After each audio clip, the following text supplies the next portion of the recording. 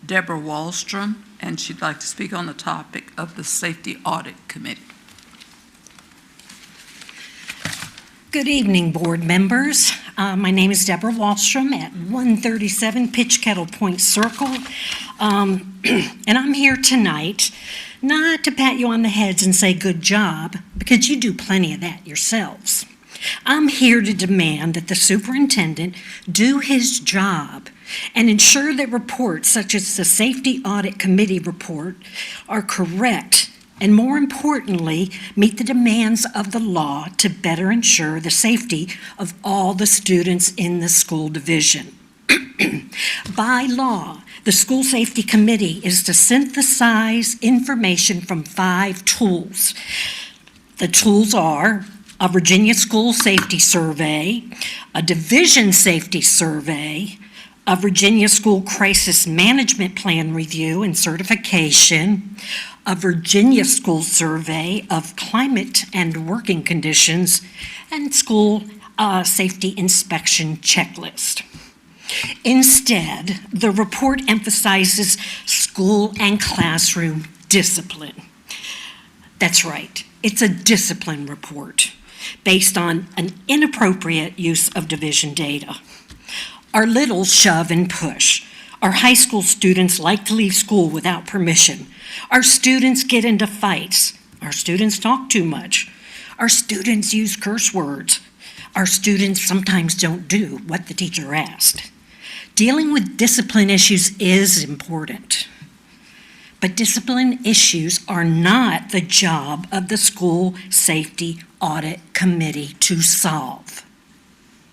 The school division files a report called Discipline, Crime, and Violence, which is also required by the Virginia Department of Education and coded into law. The work the committee was supposed to complete is the safety audit report required by and reportable to the Department of Justice. There's a committee requirement and the 5 documents the committee members are supposed to synthesize. Had the superintendent ensured the committee was properly tasked, here are some of the things you would have learned. Just 13 of 21 schools in SPS have a checklist to assist with threatening communications. All schools should have this. Just 10 of our 21 school administrators can communicate with first responders via radio during an emergency.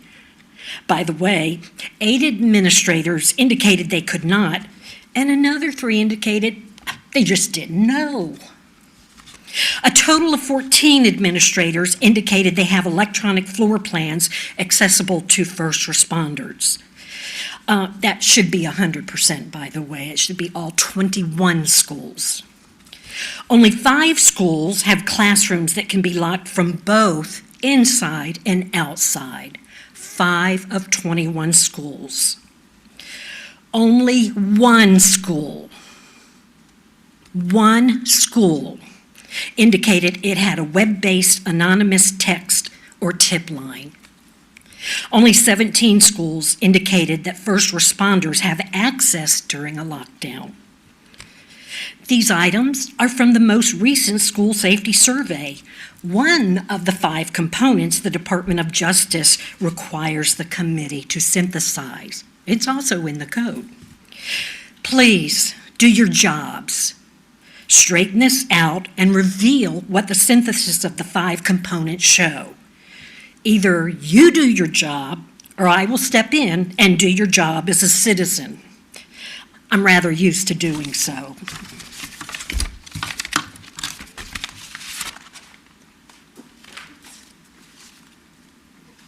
Thank you.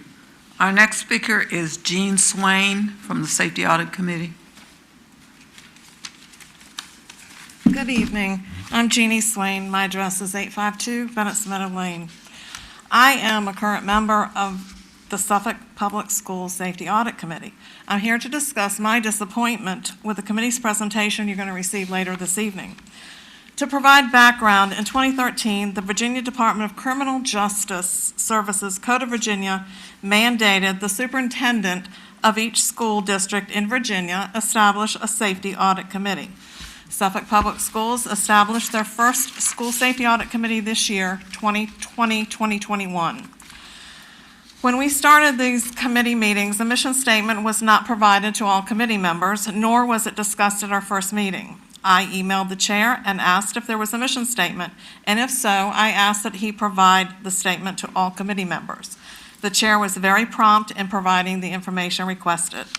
I was really surprised to see that the Suffolk Public Schools mission statement isn't even close to the Department of Justice's mandated mission statement, which I, by the way, located online with just a simple Google search.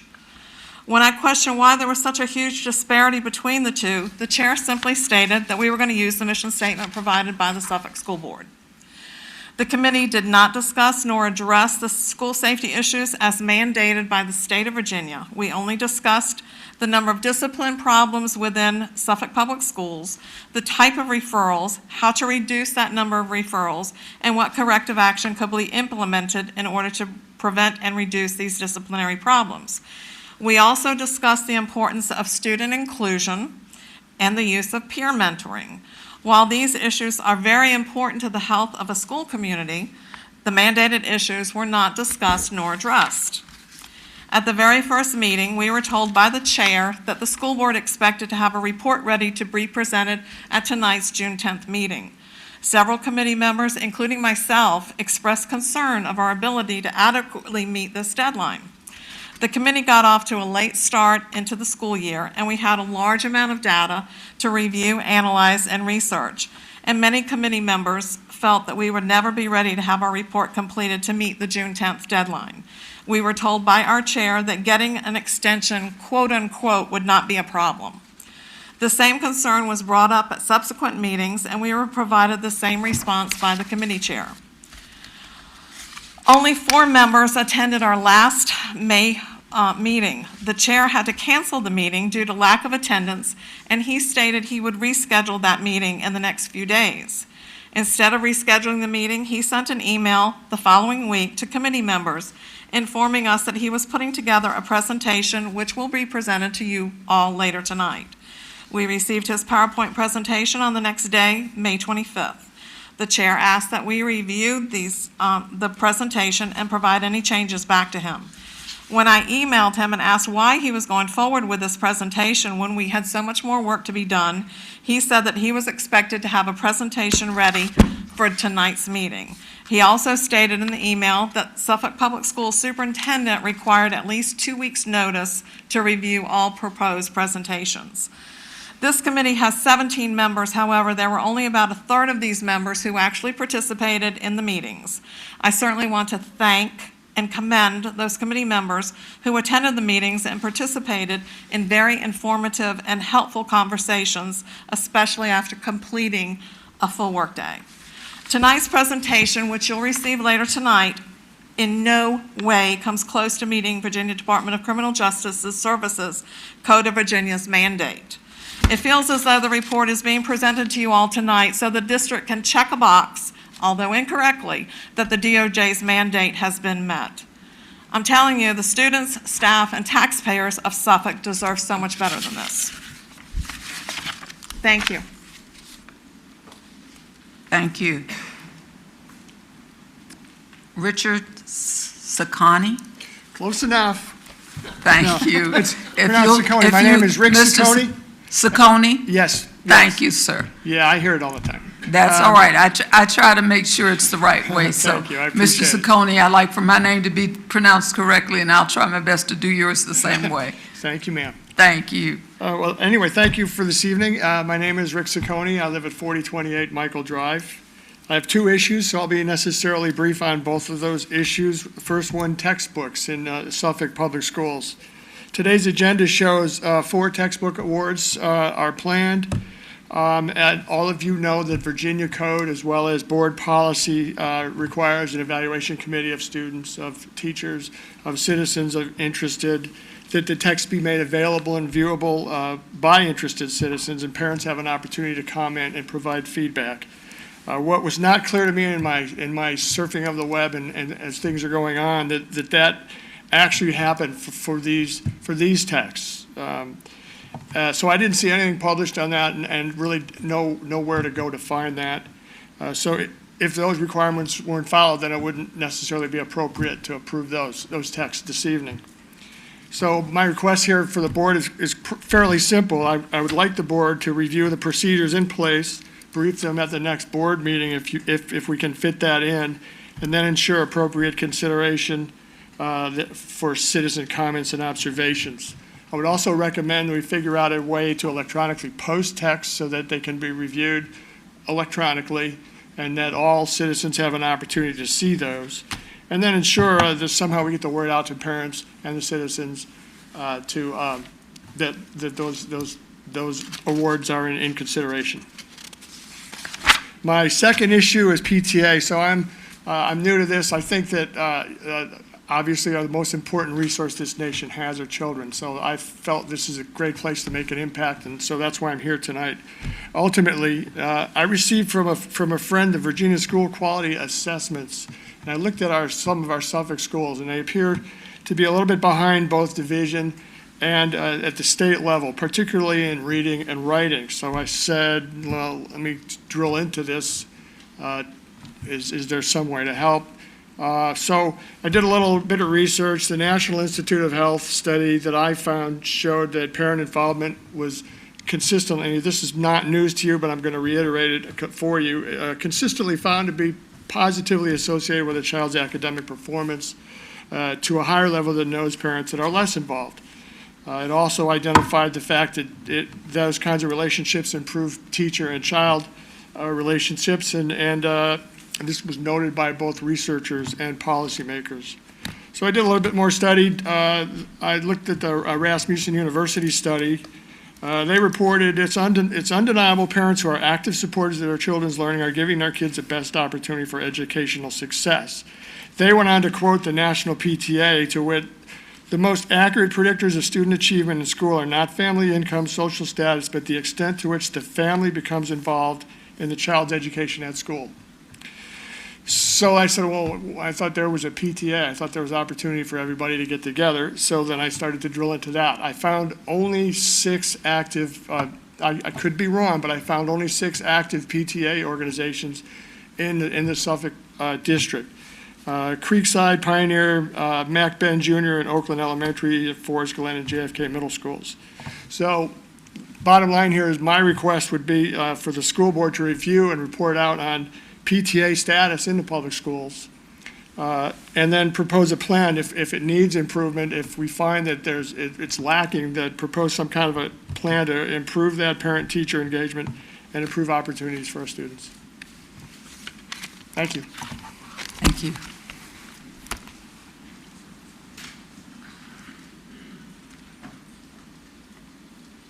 Dr. Gordon.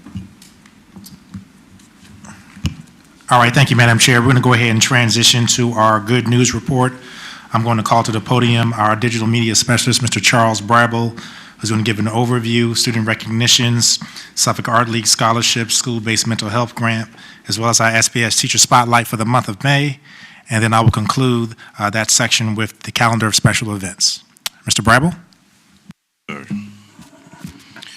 Madam Chair, Vice Chair, school board members, Dr. Gordon, SPS family and friends, I'm Charles Brabble, your digital communications specialist, and happy to tell you about your good news in the school division.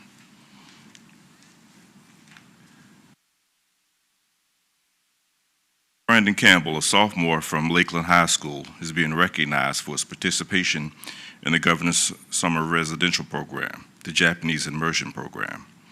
The Governor's Schools programs are administered by the Virginia Department of Education, Office of Secondary Instructional Services, in cooperation with local school divisions, colleges, and universities.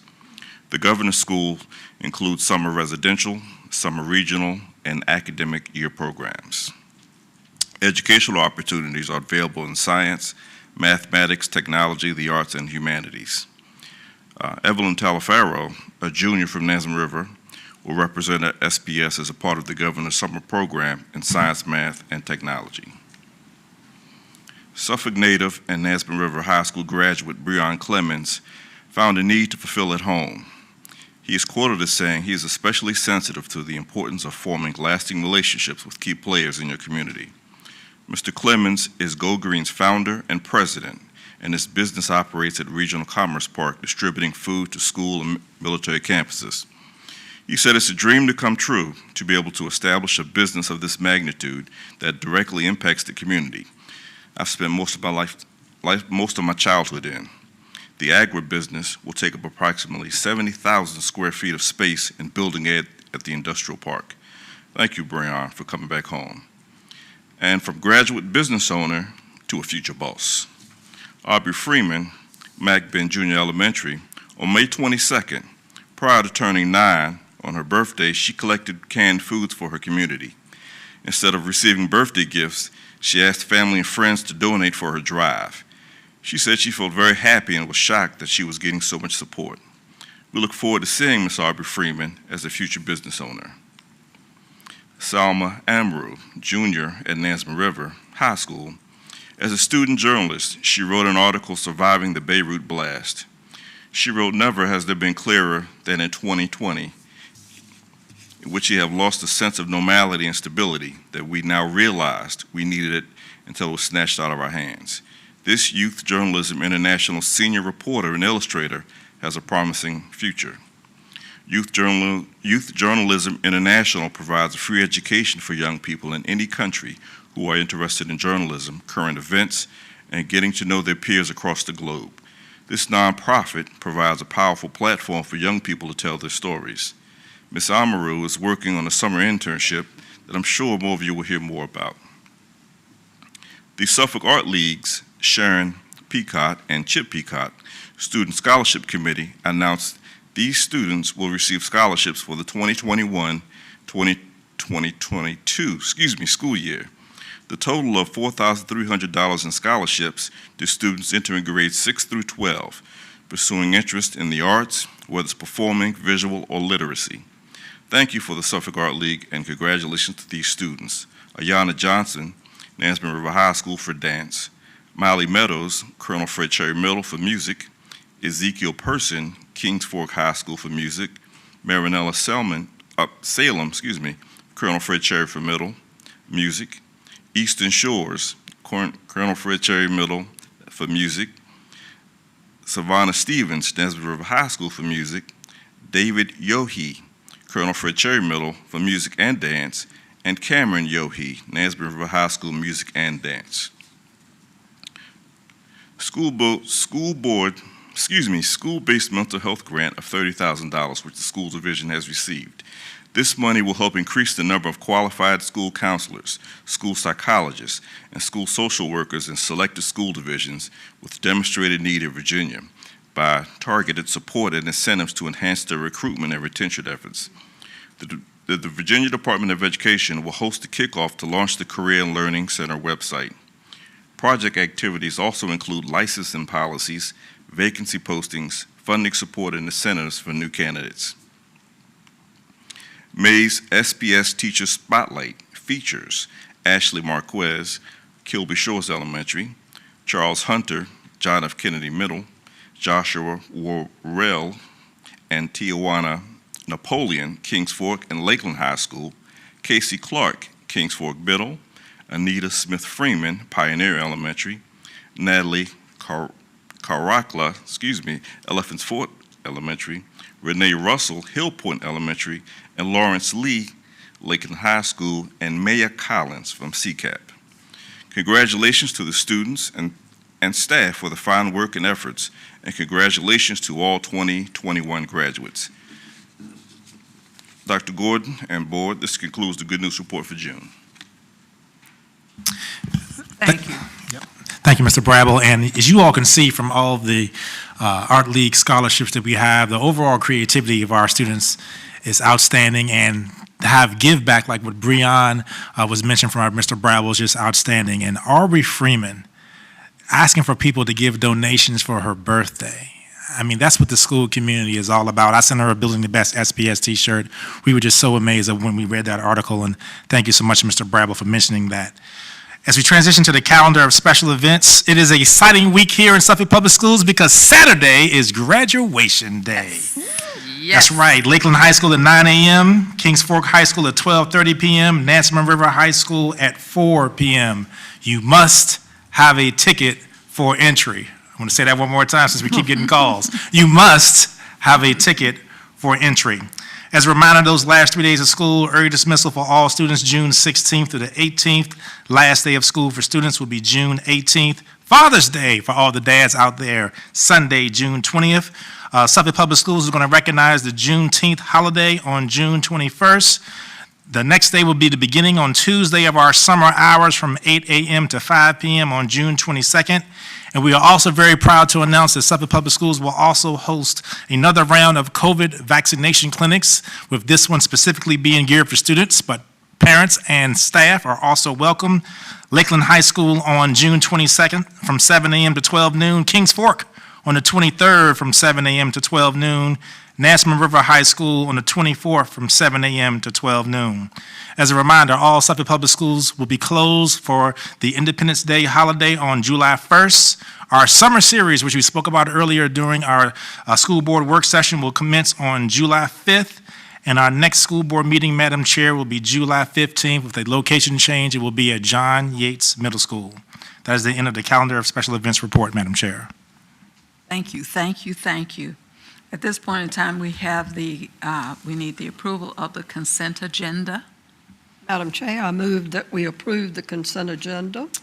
And we have one addition to the consent agenda, and just before that, I'm sorry, I want to have Dr. Gordon, would you make one announcement, or would you like to add this? We'll do. We can go. We can go ahead and go? And then I'll do the write-up. Okay, all right, let's go with that. There's a motion on the floor, we need a second. Second. So we have a motion and a second to approve the consent agenda. Madam, I want to remove some things from the consent agenda, please. Okay, what would you like removed? I'd like to remove number 2, number 13, 14. Budget adjustment you want to remove? Mhm. Okay, 13, 14, 15, and 16.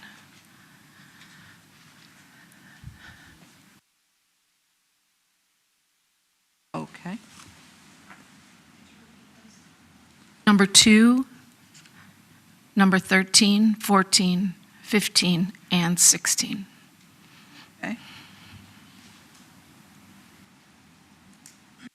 So we will place them then, they will become items under new business. Point of order. Items then 4, 5, 6, 7, and 8. Madam Chair, I ask for a point of privilege. Yes. I wish to keep all of those items grouped in because we had ample time to ask questions. So I would recommend that we yield to Robert Rules and take that to a vote as to whether we want to take that from the consent agenda. It's not a voting item. Don't we got to vote to approve the consent agenda? We have, at this point in time, I'll yield to our attorney. We have one request to remove from the consent agenda, and we have a board member who contests the request and asks that it be placed on the consent agenda. When items are asked to be removed from the consent agenda, it does not require a vote.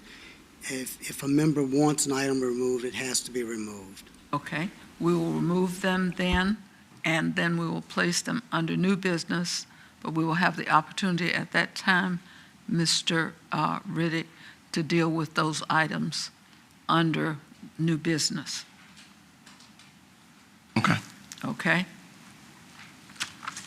So we will go back to the consent agenda with the removal of items 2, 13, 14, 15, and 16 placed under new business as items 4, 5, 6, 7, and 8. Madam Chair, I don't know if it matters, but we already voted on 4, the field trip. Oh, yes, we've already voted on item 4. That was the vote We to add. added it to the, That- we that just was the we vote. just Oh, okay, amended it. all right. We amended it. Okay, thank you. So we have made a motion, there's a motion on the floor, and it's been seconded. Are we ready for the vote, Madam Clerk? I just want to be clear that the motion is to approve the consent agenda with the removal of items 2, 13, 14, 15, and 16 to be added to new business. That is correct. Okay, board members, please vote. Board Member Jenkins? Yes. Board Member Johnson? Yes. Board Member Mayo? Yes. Board Member Riddick? No. Board Member Story? Yes. Vice Chair Byram? Yes. Board Chair Brooks Buck? Yes. Motion passed. Okay, so the consent agenda is approved with the amendments, and we have an announcement to make at this time. Dr. Gordon. Thank you, Madam Chair. As a part of the personnel report, I do want to take the time to announce several new positions and individuals that we have here present that will be joining us in new roles in Suffolk Public Schools. First, I'm going to begin with Mr. Daryl Medley, and as I call your name, if you wouldn't mind coming to the podium, Mr. Daryl Medley, who is the new middle school principal at Kings Fork Middle. Mr. Medley has a Bachelor of Arts degree from the University of Virginia, Master of Arts from the University of Virginia, also a Master of Arts from Caldwell College. Mr. Medley currently serves as the Assistant Principal at John F. Kennedy Middle School. He's going to take over for us on July 1 at Kings Fork. So, Mr. Medley, give you a chance to say a few words, and if you have any family members here that you would like to introduce. Good evening, Board Chair Brooks Buck, board members, Dr. Gordon. I'm here this evening with my family, my wife, Shantae, and my two daughters, Peyton and Shyla. I want to say thank you for this opportunity. I am excited to be taking over as principal of Kings Fork Middle School. Familiar with a lot of staff members there, the administrative team. We've worked very closely over the years, so we're all excited to be working together. I'm excited to be in the leadership role and looking forward to helping Kings Fork Middle School be the best in SPS. Thank you. Thank you.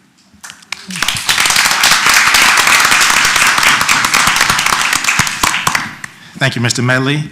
Next, we have Ms. Dana Bilby, who's going to take over as the new principal of Elephants Fork Elementary. Ms. Bilby has a BA from Longwood College and a master's degree from Old Dominion University.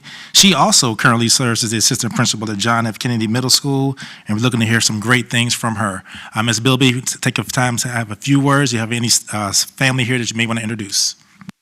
Yes, I would like to introduce my husband, Sean, and my daughter, Abigail Bilby, who is a graduate of Kings Fork High School and just graduated from George Mason University. All right. Congratulations. As I begin my 27th year with Suffolk Public Schools, I am absolutely humbled to have the opportunity to serve as principal at Elephants Fork Elementary. I've served in elementary as a third grade teacher, academic coach, science lead teacher, middle school assistant principal, elementary assistant principal, and now I have the opportunity to be a principal. So many people have helped me on this journey to get to where I am today, and for that, I am thankful. Ms. Mayo, one of my former principals, so many people have gotten me here, and I just want to thank you for the opportunity. And again, I'm truly humbled by the opportunity to be a principal here at Suffolk Public Schools. Thank you.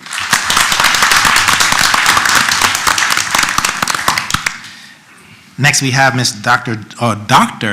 Janet Wright Davis, new principal at Nansemond Parkway Elementary School. She has a Bachelor of Science degree from the University of Virginia. We're everywhere tonight. Wow. Master's degree from Cambridge College and her doctorate from Regent University. Dr. Wright Davis currently serves as the assistant principal at Pioneer. She will also begin at Nansemond Parkway on July 1. Dr. Wright Davis, anyone you want to talk about tonight? Good evening, Madam Chair, school board members, Dr. Gordon. Yes, I have my husband with me, Tyrone Davis.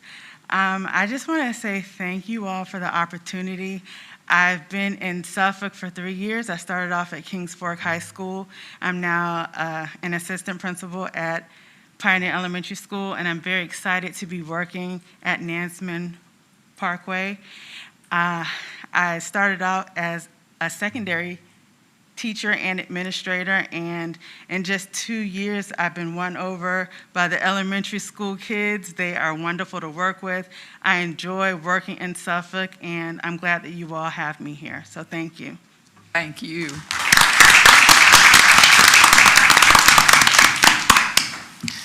To our assistant principal ranks, we have Ms. Geraldine Dickey, who's going to take over as an assistant principal at John F. Kennedy Middle School. She has a Bachelor of Science degree from Norfolk State University, a Master of Arts from Old Dominion. She's currently an assistant principal in Norfolk, and we're so happy to have her. Ms. Dickey? She not here? Our Spartan. All right, thank you. We'll move on. Next, we have Ms. Amber Reese, Assistant Principal. We have to be determined by her because we have to make a couple of moves, but she's going to be at the middle school level. She has a Bachelor of Science at the Old Dominion University, a Master of Arts from Old Dominion University, an EDS from George Washington University. She's coming to us from Chesapeake, where she has served as an instructional coach, teacher, and assistant principal. Is Ms. Reese here? Ms. Reese is not available. They probably got caught in the rain, Dr. Brown. To some of our supervisors, proud to introduce Dr. Angela King, who's going to be our new Supervisor of School Counseling. This is one of our new positions, a Bachelor of Arts degree from the University of Georgia, Master of Arts from the University of West Alabama, a doctorate from North Central University. She's been a school counseling director in Chesapeake for the last 7 years.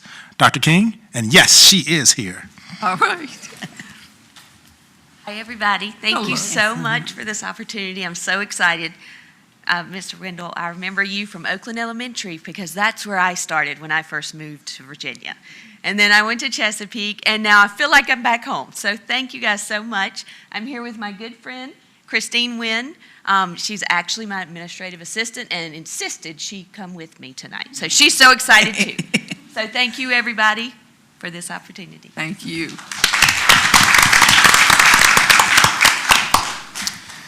Next, we have our Supervisor of Student Activities and Athletics, Mr. Richard Fortune.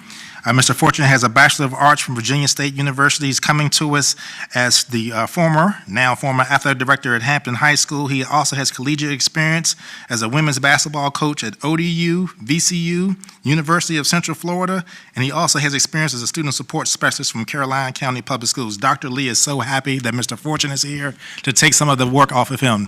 Mr. Fortune, was there anything you'd like to say or introduce any of your family members? Thank you. I'm here with my wife, Tawana Fortune, who is employed with Chesapeake Public Schools. I just want to thank you for this opportunity, Madam Chair, Madam Vice Chair, Dr. Gordon, and of course, Dr. Lee. I'm very excited to come to Suffolk Public Schools. During the interview process, I was just overwhelmed with the amazing people that Suffolk Public Schools have. They were so excited. So I'm looking forward to following up with your agenda and your mission and vision statement. Thank you. Trojan in the house.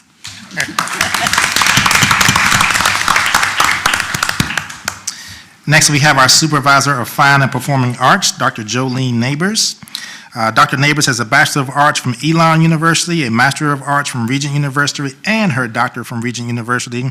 She's been serving as our Fine Arts Facilitator for SPS for the last 4 years, also a course teacher at Nansemond River High School, and an adjunct professor at Regent University, and so many other things that Dr. Neighbors has done. We're really happy that she's in this role. And Dr. Neighbors, if there's anyone here you'd like to introduce or to address the board?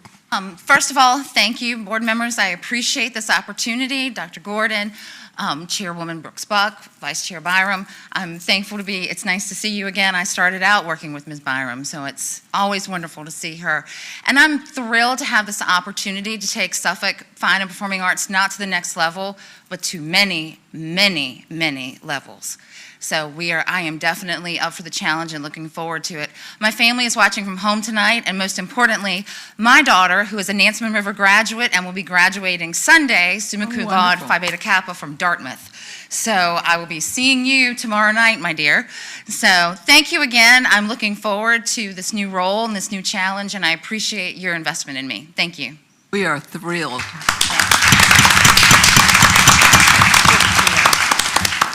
And last but certainly not least, Ms. Cynthia Devers, our new Supervisor of Social Emotional Support. She has a BS from Radford University, a Master of Arts from East Tennessee State. She's been a teacher in Suffolk for the last 15 years, also did an outstanding job with her internship in the Human Resources Department with Dr. Brown. Ms. Devers, here's your opportunity to address the board if you have any family members you would like to introduce. Good evening. Tonight I have with me my husband, David Devers. He is a teacher at Lakeland High School, where I am also a proud graduate of Lakeland High School. I am Suffolk born and bred. I did teach 1 year in Johnson City and then came back home. This is home, and I am just so excited to share my passion for social emotional learning. And I have one of my former students that I taught her in 2nd and 5th grade here tonight. But I am just so excited to share my passion and just continue with the great foundation that Dr. Rice has already started with her SEL committee. Thank you. Thank you. Thank you.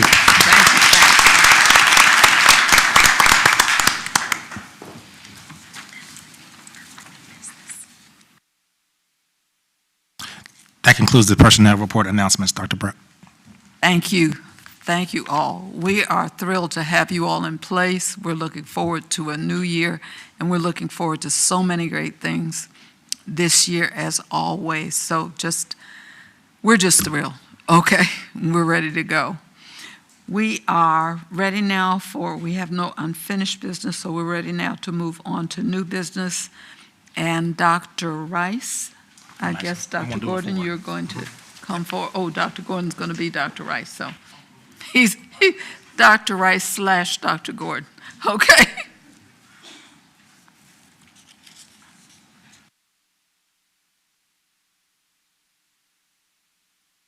All right. So, John, should I use you got it. All right, so Dr. Rice had a family emergency, so she will not be able to attend tonight, so I'm going to take her place. This is our last SPS dashboard update, hopefully. This is one of the things that we have been speaking about to the board actually since last June. And so it's been 1 year that we've been having presentations to the board, and the board asked us in December to go over some additional data to make sure that we kept the public informed on overall the pandemic as well as the effect on the schools. This is what you've seen time and time again. Just a reminder that our original ideal target was to get to less than 9 cases per 100,000 and less than 8% positivity. And just as a reminder, in case we ever have to come back to this, anytime we are in the orange or the red, we are always going to recommend virtual for our students, but our numbers have been dropping in that range. As usual, we try to provide comparative data and analytics for the Eastern region, the rate of total number of cases per 100,000 for the Eastern region, as well as the percent positivity rate. And you can see here, with the latest data that came out on Monday, we always would get this report on Monday at 10 o'clock a.m., that the rate per 100,000 in Suffolk is 1.7, the percent positivity rate is 4.3%, so we are in the yellow and the green. Now, I do have to take the time to pause because we always want to make sure that we add caution to our school community.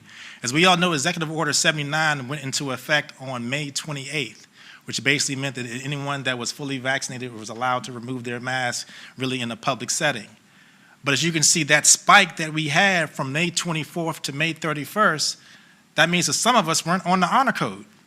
Right. We have to make sure, ladies and gentlemen, as we continue to move forward, that we have to keep either you're getting vaccinated or you're wearing your mask. The pandemic is not fully over yet. And we were lucky that we have had a drop back down to the 4.3% positivity rate within the last week, but that's back on the downward trend, especially when we were at 3.2% for percent positivity rate on May 24th. So please, if you are not vaccinated, wear your mask. We want to make sure that we're doing everything we possibly can so that we can continue with our plan of having our schools open 5 days a week beginning September 7th. Here are the Suffolk school age cases. Ages 4 through 10 was at 0%. There were 38 tests, 1 positive from 4/22 to 5/22. As Dr. Rice mentioned to you all last month, the Virginia Department of Health has actually discontinued keeping this data because of the higher vaccination rates that we have in the Commonwealth of Virginia as well as the Eastern region. In Suffolk, there were a total of 2,179 PCR tests administered within that 1 month time frame of April 22nd to May 22nd, with 91 being positive. So we still have that chance that things could still spike back up if we don't follow our normal mitigation strategies and methods. This was something that the Virginia Department of Health and the school board has always asked for, kind of taking a hard look at the Western Tidewater cases. And just to keep everything in perspective, an increase of 17 cases in the age group of 0 to 9 in the Western Tidewater area. The information that we've seen on previous slides was for the city of Suffolk only, but we all know we don't always stay within our own locality. And just as a reminder, Western Tidewater actually makes up the cities of Suffolk, Franklin, Isle of Wight, and Southampton. So that actually concludes Dr. Rice's report that I'm filling in on. Again, this will be the last time that we present to you the SPS Health Dashboard Update, as the Virginia Department of Health will not be sharing that data moving forward unless there's going to be a spike in percent positivity rate or cases. I open it up for any questions, Madam Chair. Board members, other questions? Let's say this again to our audience. Everyone has not honored the honor code. If you are here and you know you have not taken your shots, please respect the rights of other people who are in the room and wear your mask. If you go other places, when we go to graduation on Saturday, what are the requests going to be, Dr. Gordon? Graduation, Chartway Arena is requesting that people do wear their masks because we are an inside venue. It is our largest fear that our graduations potentially turn into a super spreader. If you're vaccinated, you may remove your mask. The staff that will be there will ask people to wear their masks. As Dr. Buck said, it's going to be our goal to make sure that we respect the health issues or concerns of others that may be sitting around you. Thank you. Board members, do you have questions? All right, thank you. Our next item, Dr. Gordon, I will ask, do you want to introduce? Safety Audit Committee presentation. All right, I have Mr. Lefebvre here from the Administrative Services Department to go over the School Safety Audit Committee presentation. This is an information item for the board.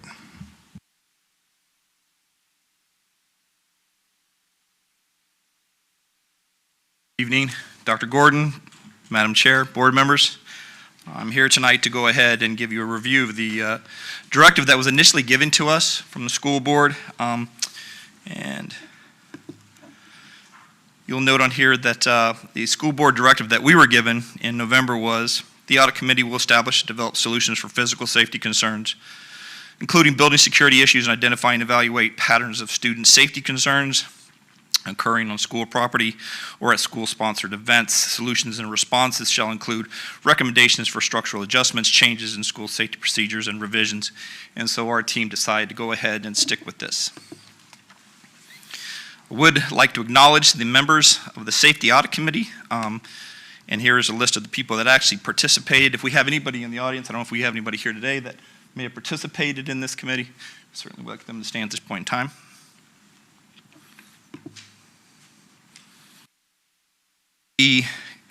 I wanted to go ahead and run through quickly some interventions that are currently in place for Suffolk Public Schools regarding safety of students and support for students. And we started off with student support teams that we have in each one of our schools where parents, teachers, and SPED service are involved. Focus centers, this is an alternative to the OSS program. The students attend one of two centers to receive counseling on some infractions instead of being suspended from school. We have behavior specialists. Again, it was nice to see that we have another one coming on board as well. One general education who go to schools and work with staff or specific teachers and students. PBIS teams are involved, school counselors, therapeutic day treatment programs we have. We have uplift programs that work through the courts. We have Western Tidewater Community Service Board. Social emotional training for all staff with students with social awareness, CHINS petitions that are filed to help support some of these students through the courts, Dean of Students for schools, threat to harm if a student threats to harm himself or someone else, there is that ability, and then restorative practices. We are fortunate enough to be able to accumulate 3 years worth of data concerning division-related discipline infractions and concerns. Mr. Boone was kind enough to be able to put together this information for us. The Department of Justice, DOJ, VDOE, has kind of realigned the codes. So Mr. Boone was able to kind of work through those. There'll be a new set of codes that'll be coming out. They'll be working with our staff that Mr. Boone will be working with. So we were able to kind of determine what some of those areas were, specific concerns, high concerns that we've seen over the last 3 years. And they're noted in one of the presentations that I have here, and we kind of see that all the way through. Our committee actually worked with the elementary level, so we took a look at all the discipline infractions, and our focus was to take a look at some of the top 4, top 5 concerns that we were seeing. And so we broke it down by elementary. We looked at the middle school as well too, 3-year data. And we also looked at the high school. And we did see that there were some concerns that we saw the middle school and high school had a lot of similar things. So the committee decided that we would go ahead and break up into 2 subgroups. We had one elementary subgroup, and we had one middle/high school subgroup. And they got an opportunity to take a look at this data. Mr. Boone was kind enough to come in and go into great detail with us. There is a lot of data to be able to go over with. I do have to say that that is true, and that in the time frame that we have, we had to work diligently to make sure that we could get through some of this. But once he had an opportunity to explain to us a little bit about the data, we were able to take that to our subgroups. And in turn, the subgroups took a look at their top 4 or 5 concerns. And from there, we were able to come up with specific areas of concerns and what we would like to see recommendations for. So, for example, in our subcommittee for meeting for elementary, the areas of concern were shoving, pushing, striking, biting, assaults intended to cause physical injury. All those would be considered safety issues. Recommendations for that was restorative practice training for our teachers, which is going on as we speak. Mentors, staff, police, firefighters, critical to this component. Collaborative classrooms for students and teachers. Conflict resolution videos, and trauma training for our folks as well too. Another area of concern was endangering the safety of others on buses. The recommendations from our elementary team subcommittee was additional training for bus drivers, bus aides, pay them to ride buses in the afternoon to help eliminate some of those discipline issues, and PBIS teams will be working throughout the year to be able to take a look at some of those concerns as well too. The subcommittee for secondary level, they were looking at interfering with classroom, talking, excessive noise, out of seats, fighting. Recommendations, again, were restorative practice training, culturally responsive training, reduce the number of overage students in the middle school, which was a concern, student ambassadors to be able to work with other students, say seniors working with freshmen, use of our Western Tidewater for counseling and not so much therapy, provide acknowledgement for students who are doing great things in our schools.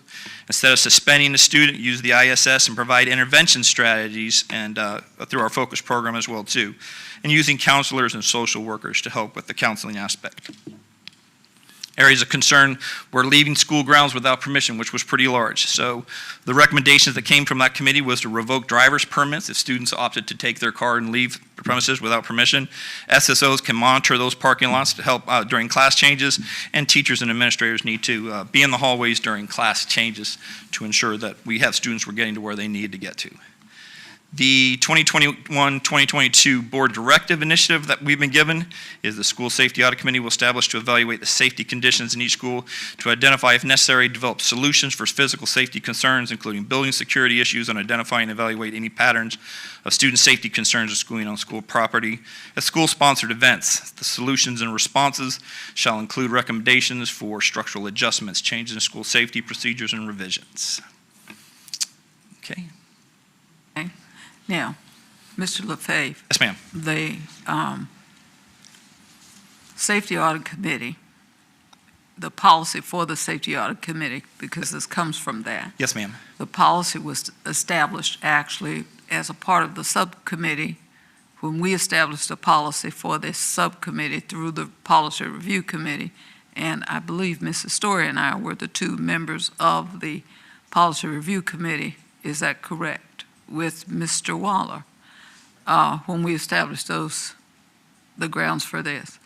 Mr. Waller, may I ask before we begin questions from board members, has the law changed since then? And if we need to make amendments, do they need to be made through the Policy Review Committee for the policy to change?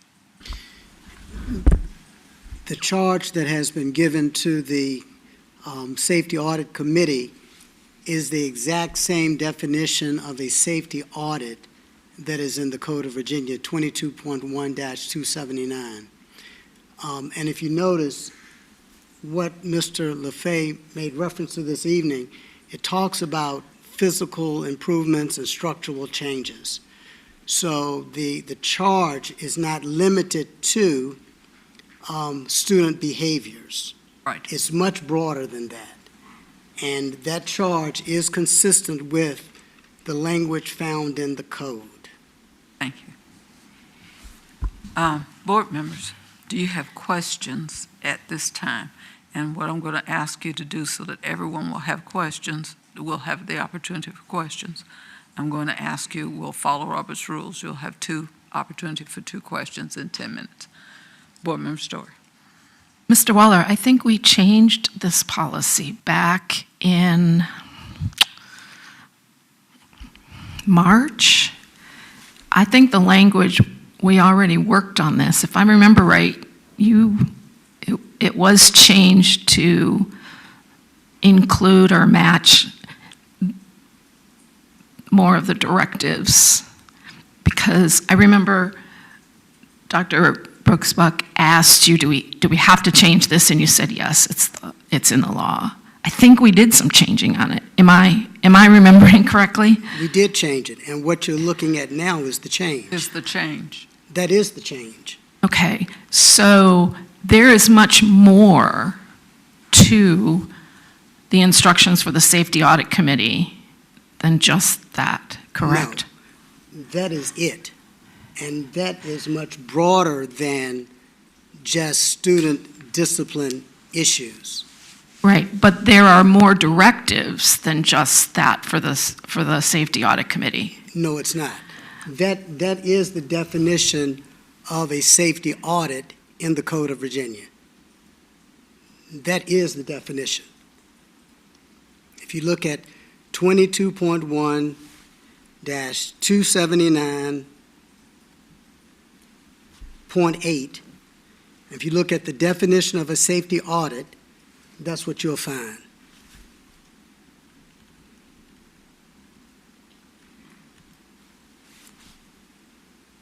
Give me that again, please. 22.1-279.8.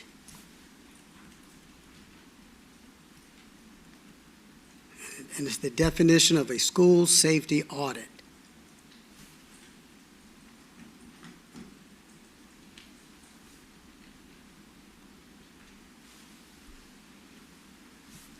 That's not the definition of what a school safety audit committee does. That is what a school safety audit committee is charged to do.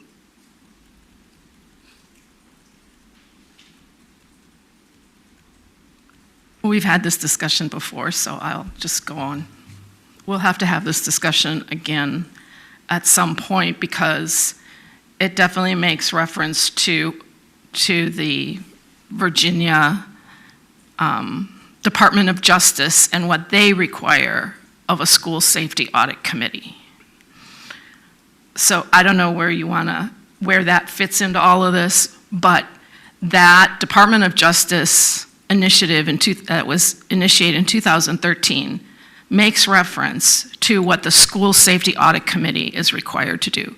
So we can work that out at a different time, but it is something that I will stay on and make sure that we're following all those procedures of the DOJ, the Virginia DOJ.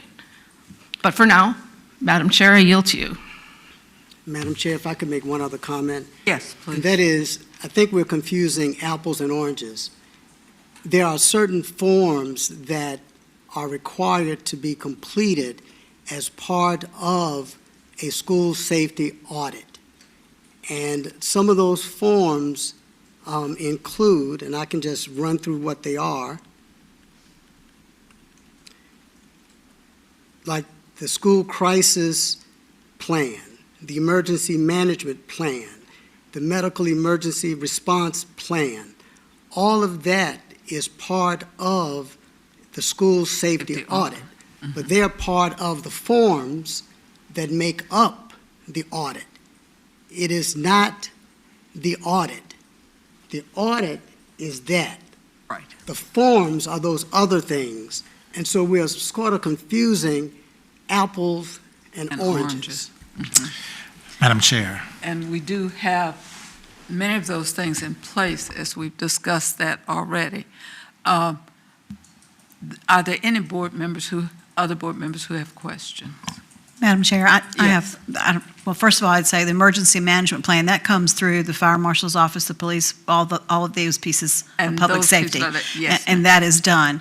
I'm assuming from this presentation, though, that this committee is ongoing and working, and this is just a presentation, correct? Absolutely. This is So ongoing. this is not the end result. Absolutely. This is where we are going. Yes, ma'am. So I think we're a little premature to say that it's not done right or it's not correct.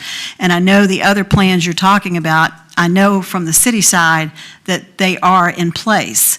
We know which doors have locks and which ones don't, and what the fire plan, the escape plans are, and all of that. So I really think rather than to jump on the fact that all of this is not in place tonight in your report, I don't really think that's fair to the committee, to be honest. I think you're doing your charge, and I think we'll probably hear much more. They are in place and they are available, and they do come from different sources and not necessarily from this committee. But I thank you. May I take my for second, please? For your, I think we. A second? Just a minute. Mhm. Mr. Rick, I don't know if you had your hand up or you were just rubbing your head. I was just rubbing my head. Okay, yes. Attorney Waller? I thought you had a question for Mr. LaFave. No, I'm Okay. having a comment. Let's just hold it just a minute. Hold it just a minute, Mrs. Board Member Story. Do we have any questions for Mr. LaFave? And then I'll let you ask Mr. Waller. Do you have any more questions for Mr. LaFave? Any board members? Okay, thank you, Mr. LaFave. Okay, Mrs. Story, you have a question for our attorney. In that reference you made, letter C, the division superintendent shall establish a school safety audit committee to include, if available, representatives of parents, teachers, local law enforcement, emergency service agencies, local community service boards, and judicial and public safety personnel. The school safety audit committee shall review the completed school safety audits and submit any plans as needed for improving school safety to the division superintendent for submission to the local school board. So what's your question? So my suggestion is that we include that in the definition of what the school safety audit committee should be doing. Well, I guess that's something that the policy The review policy committee can review look at. committee, we will look at that and see if any amendments need to be made, but I believe we've reviewed that, and we reviewed that the first time when you and I were looking at it, and then we've reviewed it since then and determined that what we have is what is appropriate, but we will be more than happy at your request to review it. We're going to move on to the next agenda item, which would be new business. Is that correct? Organizational chart. The organizational chart, Dr. Gordon.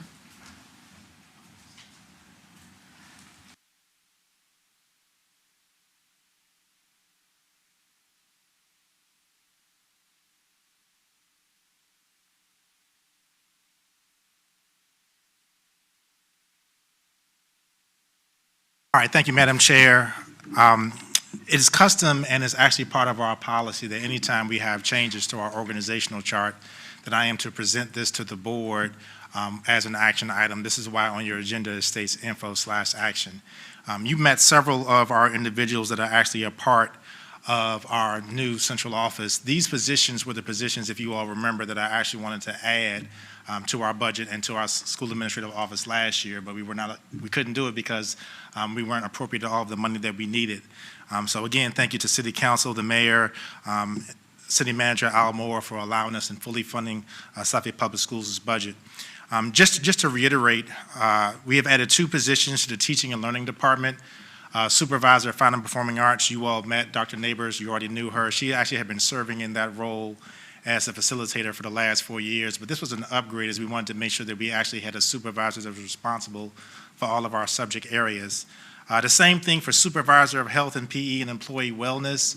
This is an upgrade position. Ms. Ann McCoy has served in that role, has done a tremendous job with us. So for consistency across the board, we wanted to make sure that we had a supervisor, as I stated a couple of seconds ago, for each one of our content areas. So here is the Teaching and Learning Department, headed by our Chief Academic Officer, Dr. Akima Branch. These positions here that I introduced will be under Dr. Maria Lawson Davenport, our Director of Curriculum Instruction. As you can see, all the supervisors that we have listed.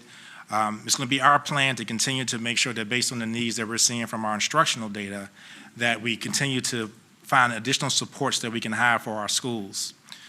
Secondary leadership is actually headed by Dr. Ron Lee.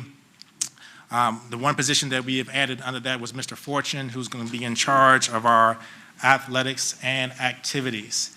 And what we are excited to really know about is I've tasked Mr. Fortune with being able to expand some things down to the elementary level.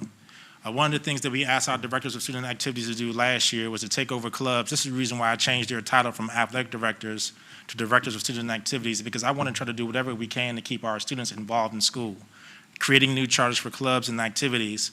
And at the elementary level, I'm looking to have intramurals for our 4th and 5th graders, maybe have some competition across the board as we get towards the end, but also to make sure that our student government associations are actually being run a little bit better. We do not have consistency when it comes to our student government associations at all levels at the elementary level. At the middle school level, we're really trying to make sure that we're going to work on a feeder pattern to feed our high school sports teams. Ideally, it would be great if our student athletes were running the same system or program for 7 years, from 6th grade to 12th. We really believe that will help to increase the championships that we know that we're going to bring to Suffolk Public Schools. But once again, it also increases overall student involvement. If student involvement is high in our schools, this means that our graduation rates will go up and our dropout rates will go down. So as you can see here, Mr. Fortune, as we get his picture soon, after we take his ID badge picture, he will join Mr. Skinner as the 2 director reports to Dr. Lee and the Director of Secondary Leadership. In instructional technology, you all knew this year and last year, actually, when we expanded with SBS Connect. We were one of the few school divisions that had the foresight to have SBS Connect for pre-K through 12. So now that we have computers, laptops, Chromebooks for 14,000 students, this also means that we had to add additional support to the technology team under the great leadership of John Littlefield. So we added an additional instructional technology resource teacher as well as an application specialist. New applications have come on board, new programs have come on board, new platforms. We need to always make sure that when we're adding positions that our infrastructure is solid. Because when you add more computers, this means that more computers need to be serviced.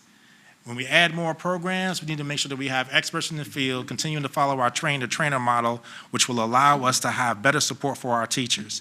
And the good thing about it, I think just jump forward, John, if you want to come help me for a second. The good thing about it is that if we do this correctly, one of the things we saw this year is that our students, our students were actually working with other kids and kind of serving as tutors. Thank you. Yep, I'll scroll forward one. We did it again, John.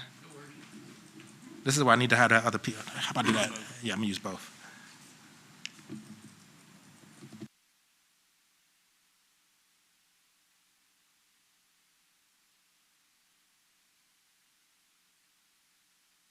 Okay, sorry about that. In budget and finance, 2 senior accountants. One of the things I can really give Ms. Wendy Forsman, our Chief Financial Officer, a lot of credit is that she has the foresight for succession planning. As you all know, our coordinator in the budget and finance department, Hilda Harmon, had actually retired this year, and Ms. Forsman was kind of foreshadowing some things, and she actually kind of divided the position to create 2 senior accountants. And so you can see here, as these positions are now being hired, is what we will have. We have an interim coordinator right now. I believe that Diane Walsh is serving in that role. You see the purchasing manager there, Mr. Anthony Hines, and our 2 directors, Terry Napier, Director of Facilities and Planning, as well as Dr. Lawrence Whiting, our Director of Food Services. We also have the VRS Tech 3, which is shared with Human Resources. This is even more important now with the Virginia retirement system because of the pandemic across the country. You have seen more educators retire early. And so we need to make sure that we actually are able to process their needs. And people have different retirement dates depending on what tax packages they set up. Some folks, their accountants or their retiring advisors actually tell you it's better if you retire at the end of the calendar year instead of the end of the school year. And the good thing about the VRS system now, you can actually slide the date on when you're expecting to retire based on your age, and it will give you the projected amounts. So we wanted to make sure, in partnering with Human Resources, that we actually had someone that specialized in that. You all saw from the, I think it was over 1,300 years of experience that we had at our retirement banquet, that this is probably going to be a trend. The one thing about Suffolk Public Schools is that we've had a lot of teachers, a lot of staff who came in at the same time. But you all know if they've come in at the same time, that means they probably also leave at the same time. So we have to make sure that we have people in place that are able to help out with that. In administrative services, supervisor of school counseling, that you met tonight with Dr. King, that's an upgrade. We have had a facilitator in place for the last couple of years. Also, our supervisor of social emotional learning, you met Ms. Devers tonight. Those positions you see here were to be determined as the presentation of this slide. Dr. Rice's department has grown. And you all knew last year when I streamlined some things, as for an example, taking special education out of administrative services and putting it into teaching and learning because it actually fit better, we now are putting supports in. And when you look at both of these positions, this really is going to circle our focus on staff and student mental health. You know, I said this during the work session, but I'll say it again for any of our people that may be watching online or here in the audience. We are not still 100% sure how the pandemic affected students and families. And one of the questions that I actually asked Ms. Devers is, what can you help us to do to put in place so that we have social and emotional support for staff? Because I don't want our teachers next year to get burned out. You know, we did some things this year to make sure that we actually kind of created some own holidays, some leaving early and things of that nature, because I need them to come back next year fully charged and ready to go. So as we continue to look at this is going to be some reports that you see. Dr. Rice has done a good job with her work with VTSS. But these are some of the reports that you're going to see that we're going to present to you all next year. It's going to be our goal to kind of provide you some updates on trauma-informed care and some other things related to SEL at the semester, probably in February, as well as at the end of the year in June. Human resources, coordinative employee relations. I'm not going to click on that slide because you met that individual last month when we introduced Ms. Avery. And this is a person who's really going to be in charge of investigations as well as really helping us plan for anything that may pop up. You know, incidents do occur. Incidents do occur. And this was really telling this year. You all have heard me say before, Dr. Rodney Brown and Ms. Whiting probably spent 75% of their day with COVID investigations, quarantines, coordinating with Sarah Williford and Dr. Rice's office. Now that we have additional support with Ms. Avery jumping into this role, this will be incidents that could potentially occur between staff and student, sometimes student and student, parent and student, et cetera. Anything that actually happens to spill over into the school, into the classroom. It's really important for us to make sure that we're going to be proactive as we're building different things for Suffolk Public Schools. I've already talked about athletics and instructional technology. I do want to share with the board that now that we've gotten to this point of looking probably about 90% of the way that I kind of envision the school administrative office to look, it is not my intention next year, because y'all can tell from the visioning presentation earlier, we won't be adding a lot of positions to the school administrative office next year. My focus next year is I'm taking a hard look at career and technical education and what can we do at the elementary level. I think the more introduction that we give our kids earlier in their educational careers is going to help them to be able to find what pathways work best for them. Mr. Skinner and I have kind of come up with the draft of a plan in order to be able to do that. But all other positions that we're really looking at next year are going to be based on student enrollment and what our data says this year for the needs of the school. You know, I think we added, I believe it was 23.6 or so total positions to overall to the school division. And our increase in staff has actually been relatively flat for the last couple of years. You know, a position here, a position there, but there's new SOQs that have actually come out with the state that are lowering the numbers for school counselors, lowering the numbers for social workers, things that we have to be able to adjust for. So as the needs of the students and the needs of the staff continue to grow, this will mean that the needs overall of our capacity of staff will also grow. With this time, Dr. Buck, I will turn it back over to you, and just as a reminder to the board, this is an action item. This is an action item based on the presentation that we heard earlier. Board members, may I have a motion? Madam Chair, I make a motion that we approve the organizational chart presented by Dr. Gordon for 2021-22. Is there a second? Second. Was that Ms. Johnson? Yes. Board members, please vote. Board Member Jenkins? Yes. Board Member Johnson? Yes. Board Member Mayo? Yes. Board Member Riddick? Yes. Board Member Story? I'm voting no, and there's only one reason. Dr. Gordon, I think they're all really good positions. I'm sorry. And I wish, Once the vote is in session, you don't give a reply until after, if I'm not mistaken. Once the vote thought you is in, can I'm sorry. explain why no. I I explain my no vote? Normally, the way that it works is that once the motion is made and the chair asks, is there any discussion? At that time, you get a chance to explain how you intend to vote and why. But I think you didn't I ask. didn't. Did you? I didn't. Board mem- But I'm we s- can finish the vote, and then I'll give you an opportunity to speak. Thank you, Dr. Buck. Board Member Byram? Yes. Board Chair Brooks Buck? Yes. Motion passed. Mrs. Story, would you like to finish your thought? Thank you. I think they're good positions, Dr. Gordon, but I think it's a lot. It's a lot of money in 1 year.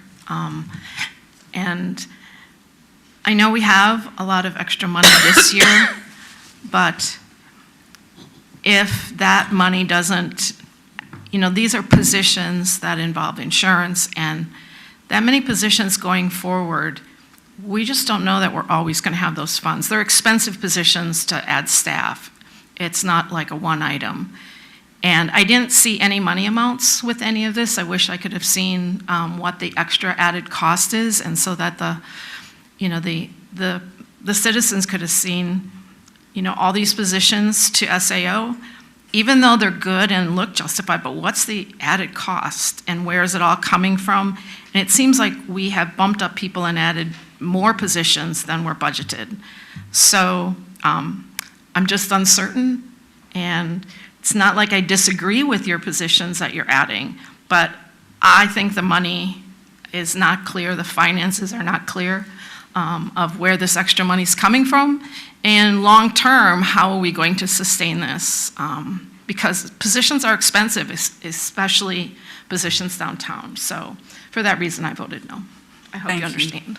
I do want to say this. All of the positions, just for the general public and everybody here, all the positions that were presented are positions that were budgeted. All the positions that were just presented were in the budget and are in the budget. And if you listened when he just spoke, they were positions that we've asked for before, but we did not get the money before to fill them. And with the budget that was just approved, we got the chance to fill those positions. So just to be clear, those positions were budgeted positions. And we've discussed those positions as we've gone through the budget many times. But those positions were budgeted positions. So anyway, let's go on to the questions that we had, because we've added items to the new business, and we want to get to those items that you have questions about, Ms. Story. So the budget adjustment would be the next thing, and you had a concern when you asked that it be moved to the new business. So could you share with us what your question was? I just would like that shared in public. I have any problems with it, but I would just like it shared, just so for the record, what those, just so the public knows what's the extra money for. That's all. Certainly. On May 12th, the superintendent sent a letter to the city council requesting an increase in our grants budget of $3.3 million. The letter stated that the VSPA money for our bonds for technology at $1.1 million. We set up 2 in 1 year in order to purchase technology. The VDOE STEM team, we received a grant for $10,000 that we didn't have budgeted. We also received a CTE grant for $37,500, a food and nutritional services grant for $50,000.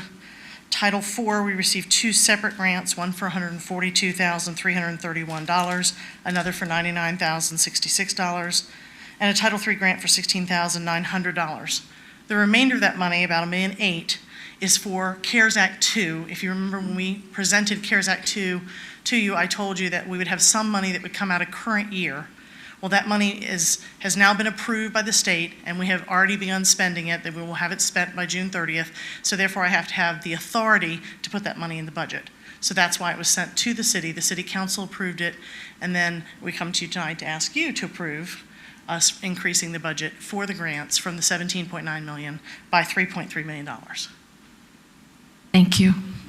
This is an action item, so we need to have this approved. May I have a motion to approve? Move to approve. Second. Madam Clerk. Board members, please vote. Board Member Jenkins? Yes. Board Member Johnson? Yes. Board Member Mayo? Yes. Board Member Riddick? Yes. Board Member Story? Yes. Vice Chair Byram?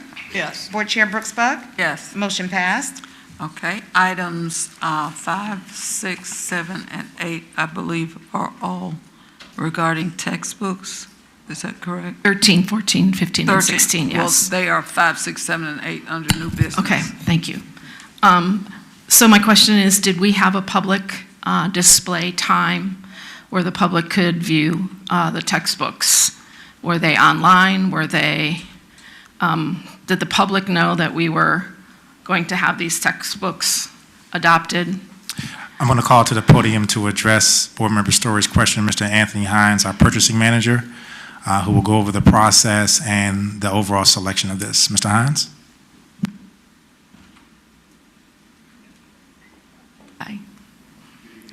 Good evening, Board Chairman, Vice Chair, members of the Board, Superintendent. Yes, to answer your question in short is, yes, we did have a public review process. We actually did put them online on our webpage in the first part of the news. It came up on April the 30th for the public review. It was hyperlinked on our webpage. I also noticed that when we add new news, it actually circles off and then it falls off and people can't see it. So I also republished that as well on the purchasing piece of that, which had the links to all of the contemplated textbooks in our local adoption. So also, just taking it one step further, which is we did put a page ad in the Suffolk News Herald, also, and produced a 10,000 impression online deal with the Suffolk News Herald as well, to ensure that people could participate in our online survey. I'm not sure if you'll be able to see it very well, but it might be pretty. See that we did actually make it pretty big and bold and blue and yellow. And where was that? That was in the Suffolk News Herald, published during that time. And then also, not sure if you've ever seen the little small links off to the side of the Suffolk News Herald. There was also big blue and yellow during that time as well. If you clicked on that link, it would link you to the school division webpage where we were having our online survey along with our textbook adoption thing with logins and where you can get your username and password. It's the same exact things that your adoption committee that you appointed several months ago used, the same username, passwords, things of that nature. Yes. Thank you. So I'm glad that the public heard this, and because actually have a survey result. We did have somebody participate in the survey. So okay. And that is reflective of the recommendation that we're bringing to you tonight as well. Okay, so going forward, anytime there's textbook adoption, these are the sources that the public could find to look at the materials that are going to be used. Yes, ma'am. Actually, absolutely. And as a matter of fact, we also usually put them in the public libraries, but due to the fact that open, close, we had COVID. Open, that close, was an issue. we went with the reliable source of having it online so people can see it, and then taking the extra step and putting it in the paper of general circulation. Well, good. Thank you. Thank you very much. And at this time, board Thank you, members, Mr. Hines. Certainly we welcome. appreciate it.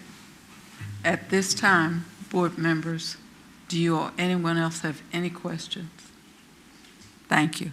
Now, these are action items. I would suggest, since they all relate to textbooks, we take all 4 of them at the same time. Is there a motion? I move to approve all these items as one. It's been moved and seconded that we accept. Board members, please vote. Board Member Jenkins? Yes. Board Member Johnson? Yes. Board Member Mayo? Yes. Board Member Riddick? Yes. Board Member Story? Yes. Vice Chair Byram? Yes. Board Chair Brooks Buck? Yes. Motion passed.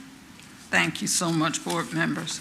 At this time, we have public comments on non-agenda items. And Madam Clerk. It is the intent of the school board to ensure that the affairs of the board be conducted in an open and orderly manner, that all persons desiring to address the board are afforded an opportunity to do so. Any persons addressing the board shall, 1, confine their comments to matters germane to the business of the school board. 2, refrain from words or statements which from their usual construction and common acceptance are construed as insults intended to incite violence and breach of the peace. 3, refrain from obscenity, vulgarity, or other breach of respect. 4, comply with the time limit for public comment as set by the board, which can be up to 5 minutes unless the board, through the exercise of its discretion, decides to allow less than 5 minutes for public comment. 5, refrain from cumulative or repetitive remarks. And 6, refrain from making any comment regarding any pending student discipline or employee grievance matter. The appropriate forum for such matters is the applicable administrative hearing provided by state law or, where appropriate, court proceeding. The school board welcomes comments from the public as appropriate. Board members will listen to public comments but will not comment unless granted permission by the chair. The chair or other presiding officer shall preserve decorum and shall decide all questions of public order subject to appeal to the board. At the request of the chairman, a city police officer shall act as sergeant-at-arms at all board meetings. That officer shall, under the direction of the chairman or other presiding officer, have charge of the board chambers, the board conference room, the waiting areas and corridors adjacent thereto, and the school administration building, and shall prevent disorder or interruption of the business of the board. Please state your name and address before speaking. I'll call you up. Ms. Cindy Chaffian will speak about transparency and accountability. That is the podium. Yes.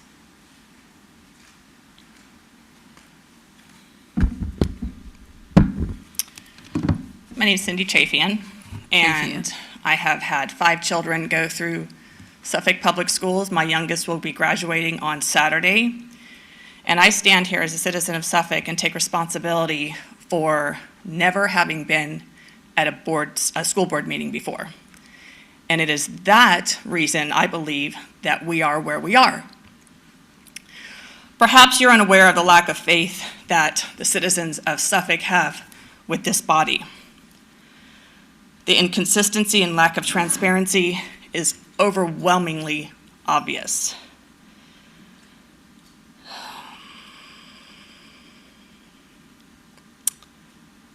One of the examples, I'm going to list a number of examples that have been brought to not only my attention, just in full transparency, I work with national organizations to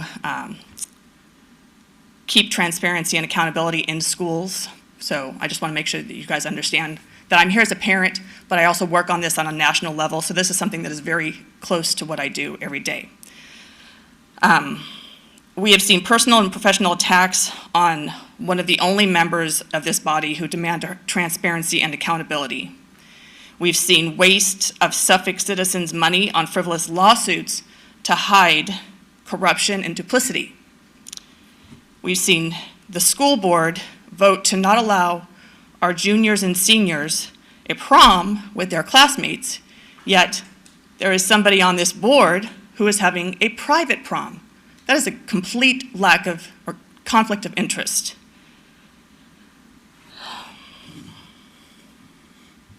Recently, there was a board position opened, and Linda Johnson, who is widely disliked in the city of Suffolk to the point where she lost her position as mayor, was put in that seat against the wishes of those of us in this borough. Excuse me. Yes, ma'am? First of all, we do not allow personal attacks. It's not an attack. Mrs. Johnson, whether she's liked or disliked, whether she's liked or disliked, that is a personal affront, and it is not permitted in this forum. You can like whomever you like or dislike, but not here. That was not my position. I just think that she is widely disliked. Let us go on with your comments. If you have a personal comment or on anyone, or if you have pertinent information, let's go with it, but no personal attacks or you will not be allowed to continue to speak. So she was put in position at the opposition of many citizens who voiced their concern against the wishes of those of us in her borough. There's complete disrespect to teachers and parents because classrooms are not fully funded. Teachers are ignored when they're asked about the availability of funds for classroom. Yet there's money for frivolous spending on lawsuits and programs that parents across the board overwhelmingly oppose. And I'm referring to CRT, DEI, social and emotional learning, or whatever name you want to call it. Teaching children to look at what's on the surface is not supported regardless of political affiliation. These are programs that are overwhelmingly opposed by parents nationwide. Yet there's money for that in the budget. It's not money for funding in schools or in the classrooms, but you have money for all of this other stuff.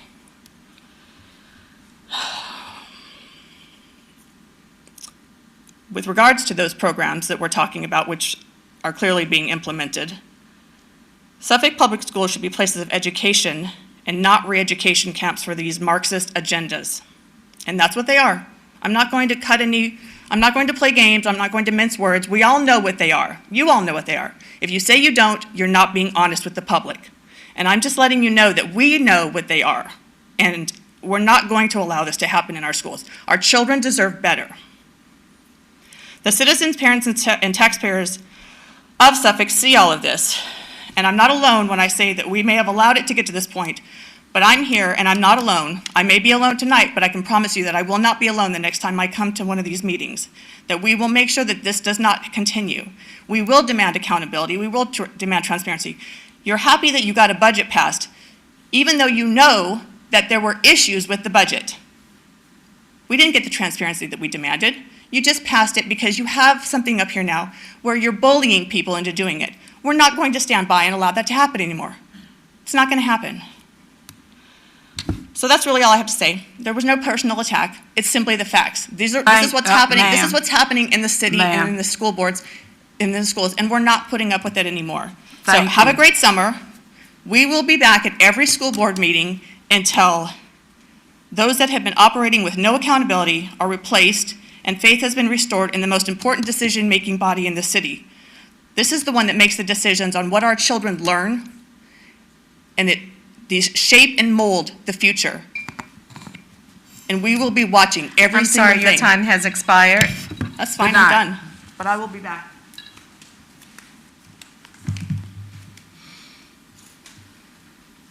Ross and Deborah Norris, testing admission for honor society and clubs. Mr. and Mrs. Norris. Good evening. Good School evening. Board. My name is Ross Norris Sr., and this is my wife, Deborah Norris. We're here out of concern for our son's experience in Suffolk Public Schools, from second grade until his current grade, 11th grade. He currently has a 3.65 GPA, so there's nothing wrong with his academics. But his experience in trying to acquire access to the National Honor Society and the Beta Club has been very dismal for him. He's written a letter to the school board. He's not here because he's a part of the baseball team at Nasman River and they played a game today. If that was so, he would be here. My wife is going to read the letter, and she has a few other concerns. This is his letter. She's just going to read it because he's not here. Okay. All right. It says, Dear Suffolk Public School System, my name is Ross Norris, and I am a rising senior at Nasman River High School. I am writing this letter to inform you of all the ill opportunities that I have had as an African American male in your school system. This may not be your fault, but it is of your own control. There have been many instances where I have not received academic rewards due to the falsification of my GPA. For the past 2 years, I have believed that I have had a GPA of 3.43, which was stated on multiple report cards, which falls short of the 3.5 GPA required that is needed to be in the Beta Club in 10th grade. My junior year, I finally asked the administration for my transcript, which states that I had a 3.5 my 9th grade year and a 3.72 GPA my 10th grade year. This is just the tip of the iceberg when it comes to me not receiving academic rewards. I also applied to get into the National Honor Society, or was invited to be in the National Honor Society, which I was told that I had all the requirements, but not enough leadership roles and services. This didn't just start in high school, but it started in elementary school. When I was in the 3rd grade, I took the test to get in the gifted program and was told that I failed the test by a few questions. So I took the test 2 more times and was told the exact same thing. When I was in 2nd grade, I signed up for the talent show, won a singing contest, but I couldn't join the chorus because of a test. That again, I failed a few points short of. I even took the art test to get into the art club and failed by a few points and could not get into the art club. The real question is, when will my hard work be enough for your school system? Now, our son has always been an advocate for his education. He has been, we took him out of private school and put him in Suffolk Public Schools in the 2nd grade. And I would say during his career, he's probably only made maybe 3 C's. And my concern is he was invited to the National Honor Society. We were told that his application, he didn't meet his references were good, but he did not meet the service or the leadership component. We asked for an appeal. The appeal was simply stated that they just went through and found out if the test was scored properly. That's not an appeal to me. An appeal to me is an exception to the actual rule of what the decision was made. When we asked to speak with someone, we spoke to the advisors, and they mentioned that Ross, excuse me, I'm a little emotional about it. They mentioned that there's a rubric. I'm also an advisor of a collegiate honor society. And I explained to them, I know rubrics are usually, in academia, rubrics are provided to the students so they'll know what the expectations are. The rubric was not provided to him, neither was it provided to us. Sorry, the time has expired. And I just want to say that the lack of diversity on these advisory boards and committees, there was no African American, no males on these committees, and my son. He's heartbroken. Yes. I can say that. And we are too. And I know we're out of time, but it's emotional to me because, when we told him that he didn't get into the National Honor Society, do you really want to know what he said? And it broke my heart because he said, you know what, Dad? I didn't think I was going to get in anyway. What does that do to me as his father? Think about it if it was your son or your daughter and they've done the work. He's made the grades. He's done 4-H camp. He has the leadership. He's done the service. He's already completed his volunteer hours. But he can't get into the National Honor Society because of someone else's, whatever they think whatever they think he should, whatever they think he deserves. It's done. It's really heartbreaking, It is. and he deserves better.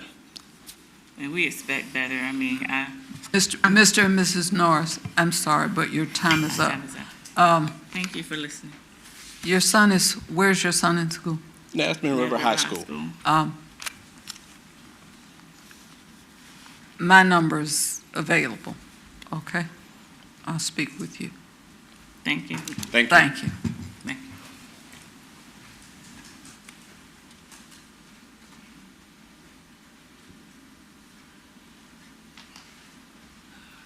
Are they, I think you are the last. Are you the last speakers? Yes.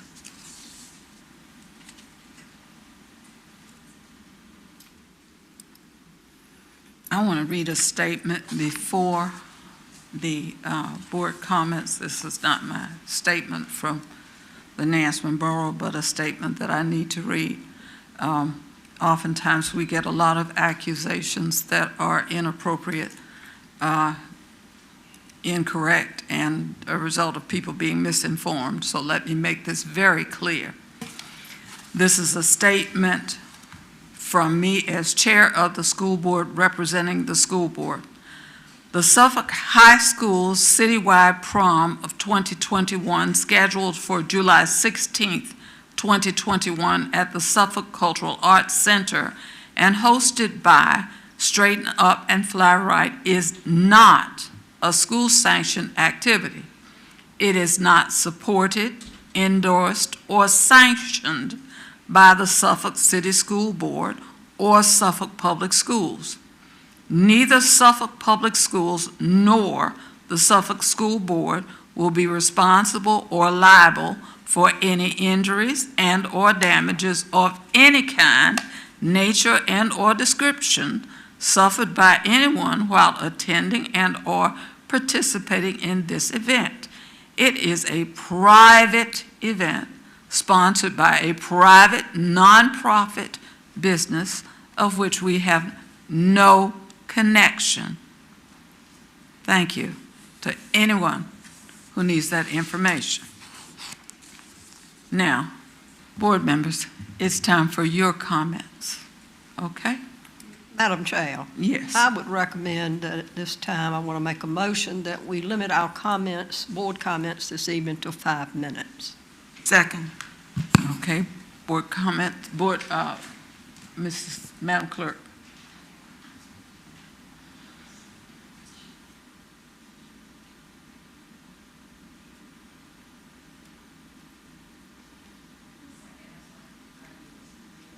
Yeah. Board members, please vote. Board Member Jenkins? Yes. Board Member Johnson? Yes. Board Member Mayo? Yes. Board Member Riddick? Yes. Board Member Story? Yes. Vice Chair Byram? Yes. Board Chair Brooks Buck? Yes, Motion passed. thank you. Board member comments at this time. Board Member Johnson. Yeah, I'd like to start out this evening by I guess I want to say something very personal to the board, because I came on this board as an interim person, and as everyone knows, I am not running for this seat, as I had never planned to do. But I came on this board to learn exactly what this board did, to see for myself if many of the things that have been said were true or not true, to get to know Dr. Gordon better, because I think I wanted to know who the superintendent was, who I thought was going to do great things, and I do believe that he absolutely will. What I found out is I've been stunned at the negativity that's thrown at this board from within and without. I can tell you that having sat for 20 years on the city council, that no one works harder, gets more information to read, takes more classes, works harder to get all of the certifications and all of the things you need to do to sit on this board. I have watched how diligently most of you work all the time, and I can tell you very strongly that while I will not be running for school board, I have become probably one of the strongest advocates for the Suffolk City Schools that you will ever see. Because many of the things that I hear over and over and over are simply not true. We want to talk about transparency and accountability for the school system, and I just heard that this most important body, well, it is one of the important bodies, but we have other very important bodies. I sat on one for 20 years. There's no discussion of transparency when there are agenda items that are sales of almost $1.8 million being authorized, but there's no question asked. But this board can buy some pencils and some paper, and there's a lot of questions asked. I have to tell you that to the staff, to the administration, I've never seen people that are more dedicated to what they do. The fact of saying that we don't respect the teachers and the staff, I don't know a single person up here that doesn't respect the teachers and the staff. Not only do we respect them, I really know that you're doing the very, very best for the citizens of Suffolk and for their children. There's a statement that someone sent me, and it just really rung to me the other day, and it was basically that you can open your ears to the negative, or you can choose to not hear that and look for opportunity and positive. I heard a lot of things tonight, and some of the things were good things. The PTA, that's absolutely something that needs to be done. But again, there's always room for improvement on every organization, every board, everything you ever sit on. And as far as my being here, I'm proud to have been here. I will be proud until the day I leave, and I'll still be proud after that. I'm proud of what I did as a mayor. Yeah, nobody stays forever, and that's perfectly okay. We're not meant to. No one's meant to. But I just want to say to this school system, I think you're doing a phenomenal job. This was an incredibly tough year, and I think our kids came out very well. I believe the reading scores are actually a whole lot better than what you're hearing. I'm just tired of hearing all of the negative, talking about wasting money on a lawsuit. That didn't have to happen. It didn't have to happen, but it did. And some people know, some people don't. I testified for this board because I believed that nothing was wrong. There was nothing there that wasn't transparent. And I haven't seen the lack of accountability. The budget item tonight, that had been clearly explained. The organizational chart, that was clearly explained. And everybody knows that positions are recurring costs.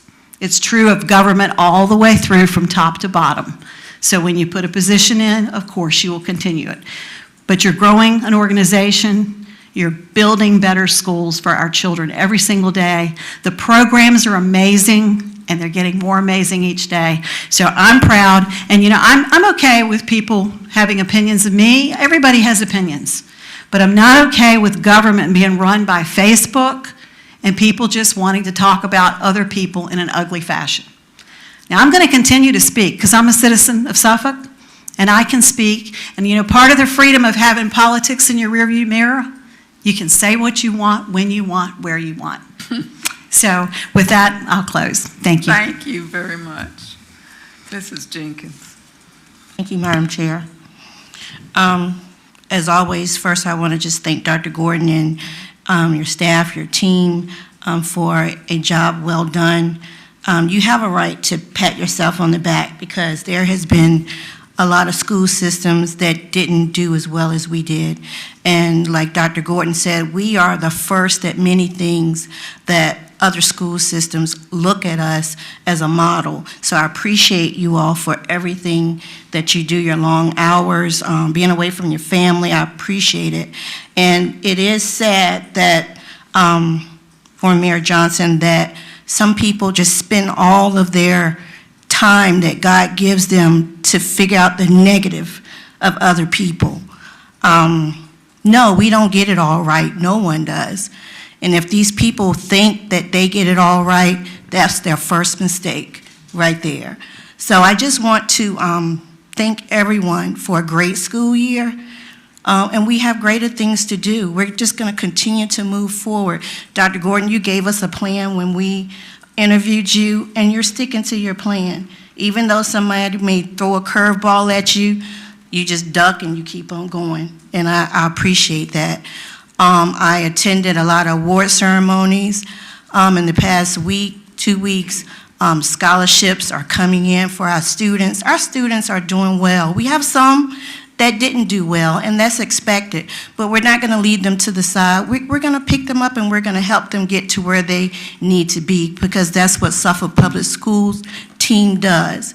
So instead of complaining about everything and trying to throw us out on Facebook and the newspaper, whatever, come behind the scenes and help. And then you can smile from the sidelines when things go well and say, you know what, I helped do that, instead of help expose that. That's what I wish people would do. Kindness is the best thing, not trying to stab people in the back or I'm going to show what you did wrong. Okay, if that's what makes you happy, let that make you happy. But I just want to say I appreciate everybody. I'm sad to see you leave the school board. You brought a lot in this little time. You showed us a lot of things that we didn't know, and I am counting on you as a citizen to continue to allow us to, educate us on things that we need to know as a school board from your past experience. Thank you so much. Mayor. Thank you, Madam Chair. As we approach the end of the school year, and this certainly was a most unusual year in the history of Suffolk Public Schools as well as other school divisions, much gratitude and appreciation are extended to all members of the SPS family for your commitment, dedication, and perseverance. And kudos to Dr. Gordon and the SAO staff, the administrators, teachers, and support staff. But more importantly, our students are commended for their wonderful work ethic. And yes, they did work. I had some experience in observing some teachers at home doing what they needed to do early in the pandemic to get our students where they needed to be. I am very pleased that we have been able to offer special activities for our graduating seniors. I had the honor of attending these events at Lakeland High School. The Project Lead the Way biomedical science program, one of the premier programs in this area, led by the excellent leadership of Mrs. Sarah McDonald. The capstone presentations by the seniors, and those presentations, that's a culmination of all of the hard work that they have done, and they did it in the middle of a pandemic. They collaborated, they were visionary, they worked together to present those special projects that they had worked on so hard, and they were very dedicated. I also attended their white coat ceremony, the culminating activity for the 4 years of hard work that they did. So our kids are doing wonderful things. And then the senior awards night at Lakeland, I also witnessed numerous scholarships that were presented to deserving seniors. Our students are doing great work. And yes, there are some that had some difficulty, but that's to be expected. But we are providing for our students, and they are taking advantage of these programs. There were outstanding virtual celebrations. The Rookie Teacher of the Year, that was held since our last, and I believe Dr. Culp was the coordinator. Am I pronouncing her name correctly? Excellent presentation. And I saw Dr. Branch in that presentation. That was really neat how Dr. Culp incorporated various people as if we were actually going to attend in program. It was awesome. And also our retirement celebration, and Dr. Brown, that was excellent. And all of the retirees had an opportunity to speak. And I'm most proud because my sister Mary Williams, who is a kindergarten teacher at Kilby Shores Elementary, is retiring, and she was one of the retirees, 39 years of service. And I watched how hard Mary and her colleagues worked this year in the virtual setting. And I was able to observe some of what she did at home, at school, still getting it done, teaching those young people, kindergarten students that never had been in school before, and she got the best out of them, as well as all of our teachers. So we are doing great things. Congratulations to all of the persons for what they have accomplished, and the new people that will be joining the SBS family, we welcome you.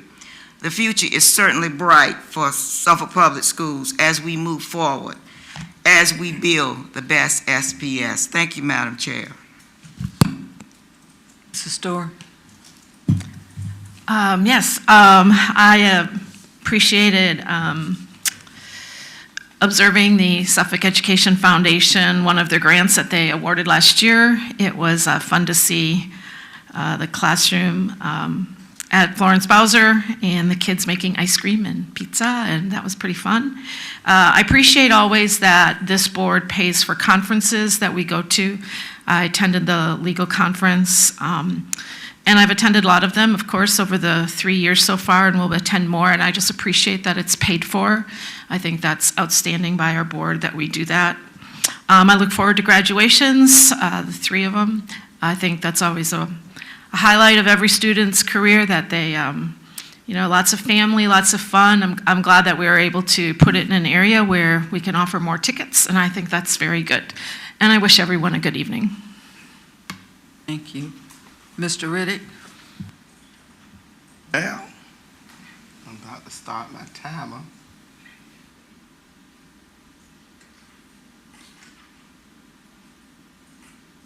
I just started my timer. Okay, I'm going to start with the expression that, it's an old Southern expression, and it goes like this. It's not fun for the hunter when the rabbit has the gun. So, I want to take this opportunity to clarify some false information that one of my colleagues is responsible for circulating regarding my involvement with an independent organization in which I am a volunteer of, and it is its quest of the organization to provide high school age youth with an opportunity to close this school year with a joyous occasion.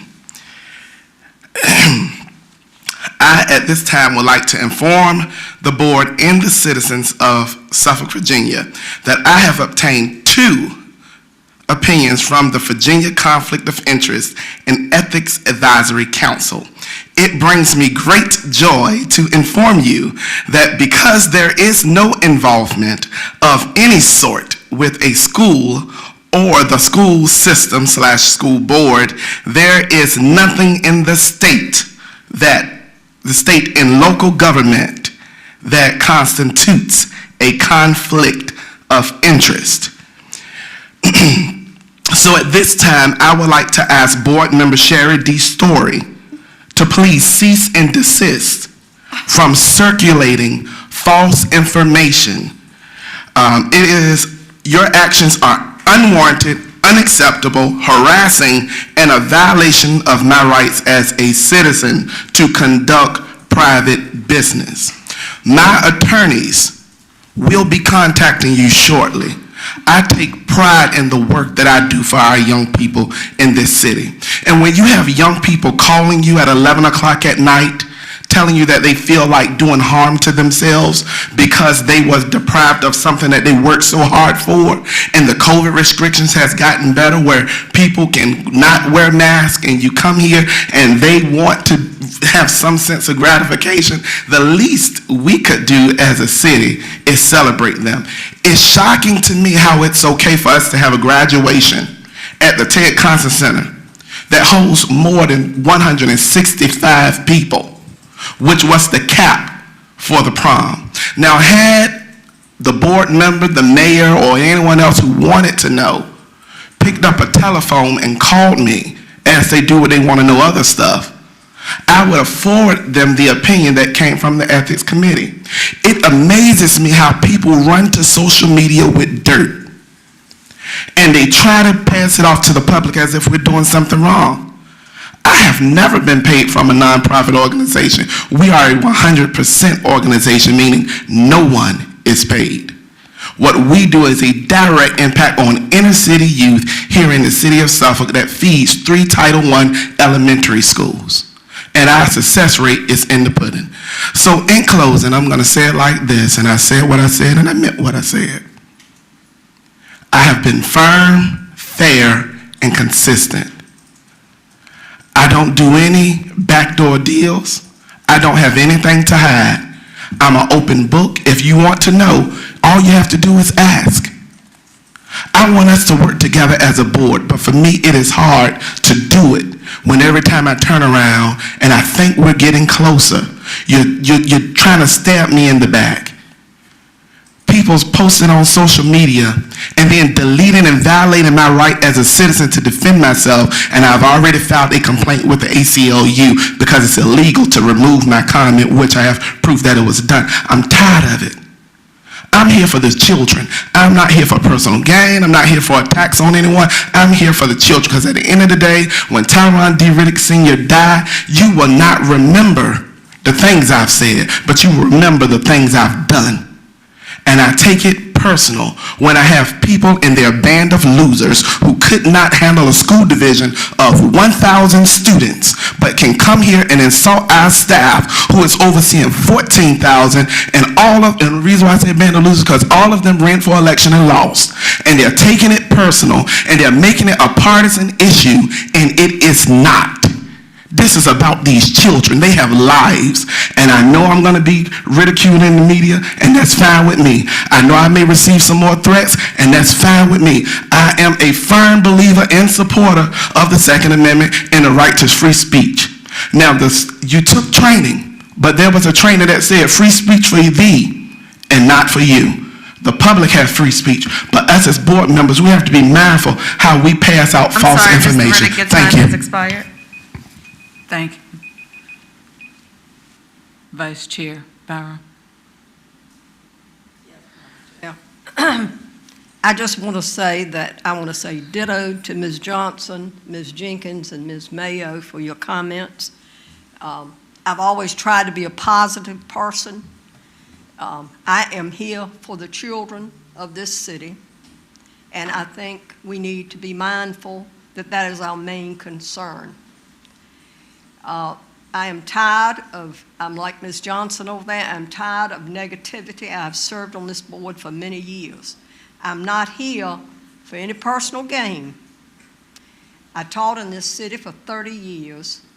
I have many of my students that are staff members here in this city, teachers, employees, from custodians, bus drivers up. I respect those people. We're not perfect. No one is perfect. No one on this earth is perfect. And we do make mistakes, and we learn every day from our mistakes. We have a wonderful superintendent who we hired. He is fulfilling, as Ms. Jenkins said, and reminded us of the goals that we set when we asked for applicants for that position. And I appreciate him and his judgment and his staff. And he has a wonderful staff of people. The new people that he has added, I congratulate those people. I know they're going to be an asset. We have needed those positions for 10 years in this school system. We are understaffed and have always been. One thing Dr. Gordon shared with me when he first even approached applying, Ms. Byram, y'all are understaffed. Y'all are staffing a 5 to 7,000 pupil school system. And we had almost 14,000 students at that time.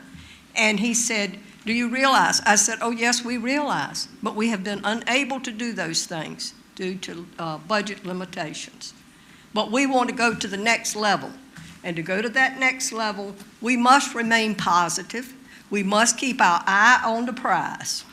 And the prize is our children, our future. The city depends on us. And I agree with Ms. Johnson. This is one of the most important boards in this city, and it has everlasting results and consequences, what we do. We are not perfect, and I have said that many times, even when I was chair. I was not perfect, and I knew that.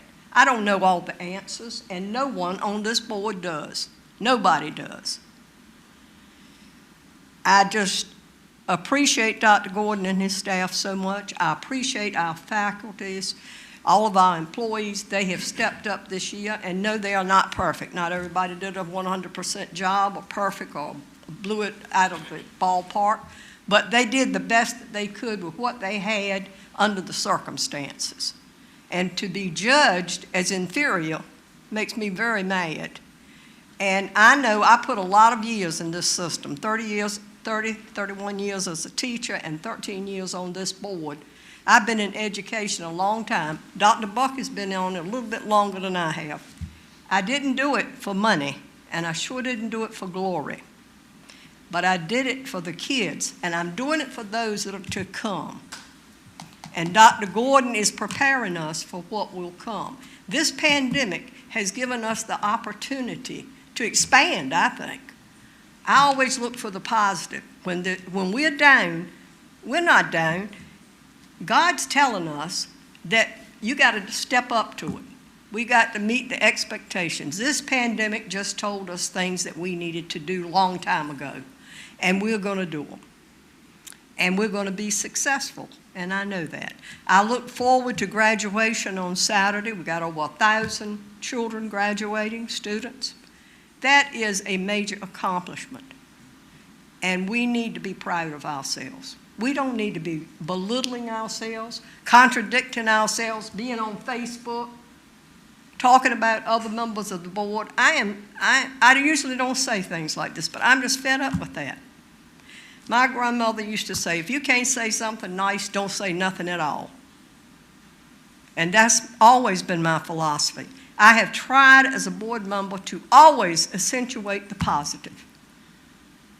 Even in the worst times, when we didn't have any money and we had to close schools, I've always tried to accentuate the positive. Please think about the positive things, the good things that we are doing. We are a wonderful I'm sorry, your school time has system. expired. Thank you very much. Board members, this evening has been, of course, an interesting evening, and I'm not going to belabor anybody's points. I want to thank you for what you've done, Dr. Gordon. I want to thank the team of people who are here for what you've done. We've had to accept a lot of insults and a lot of misstatements. One I want to correct. We have PTAs and PTSAs in all of our schools. I am a member of PTA in 2 of the schools that were not mentioned.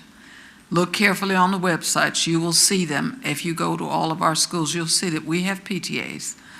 We don't have a problem with that. We also have a website so that anybody who wants to volunteer, we have a portal for anybody who wants to volunteer who's a parent. We just have to clear you through that to make sure you're all right to work in our schools. But be available and be ready if you'd like to work in our schools. As has been mentioned, we have over 1,050 graduates. The wonderful thing about them is over 40% of them during a pandemic will graduate with honors.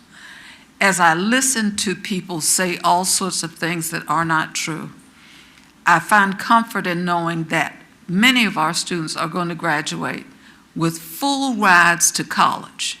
Now, you can tell any kind of story on me you want, and you can say that we're not ready and we're not preparing students. As a retired college professor, and as a person with over 50 years in education, I can tell you this. Colleges and universities don't give you money to go to school if you're not smart and if you haven't been prepared. Suffolk Public Schools has prepared these children for what they have to face. You can make up any fairy tale you want and carry it to wherever you want to carry it.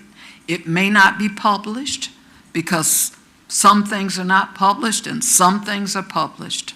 But the truth is, when kids get millions of dollars to go to school, it's because they're ready to go to school. Take whatever tale you want and carry it wherever you want. The reality is, we've done a good job. Our staff has done a good job. Mayor Johnson, I didn't have any problem telling anybody you were my friend because I consider you a friend. I am so glad that you decided to work with us during the time you worked with us.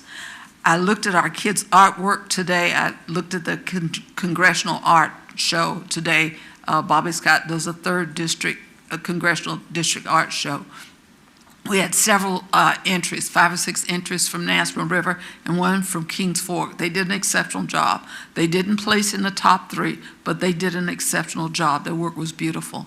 Our kids are doing all sorts of stuff. They're singing, they're dancing, they're performing, they're doing all sorts of things.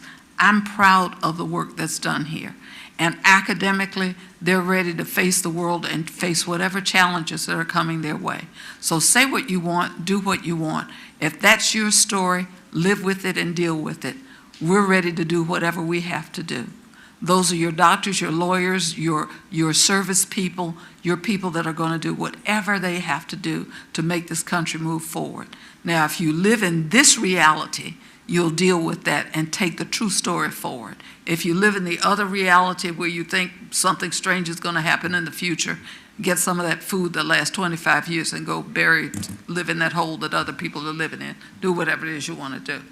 If there are no more words to be said, the other items are informational. Is that correct? All minds clear? We're ready to go home. Have a great evening.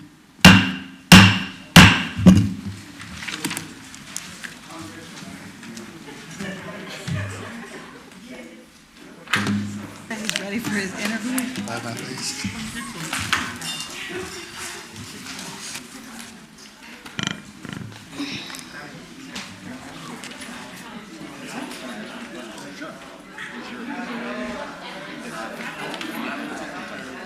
I don't know, let me, because I can find this.